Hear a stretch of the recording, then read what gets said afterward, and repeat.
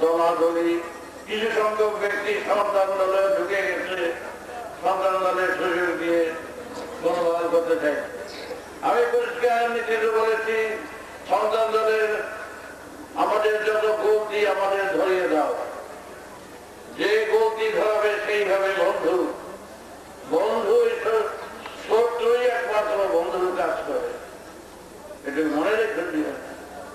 তোমার গতি, তোমার আপদ, তোমার যত রকম ডিফেক্ট যে ধরিয়ে দেবে সেই হবে বন্ধু। আমি তাদের বন্ধু মনে করব। আমার সন্তান দলের 8-10টি সংগঠন আছে, আলোচনা চক্র, অ্যাকশন কমিটি, কর্মী বাহিনী, মৈত্রী মহল, প্রত্যেকের মধ্যে প্রায় 50 লাখ, 60 লাখ, 70 লাখ করে এমনি আছে। সেই সব সংগঠনেরা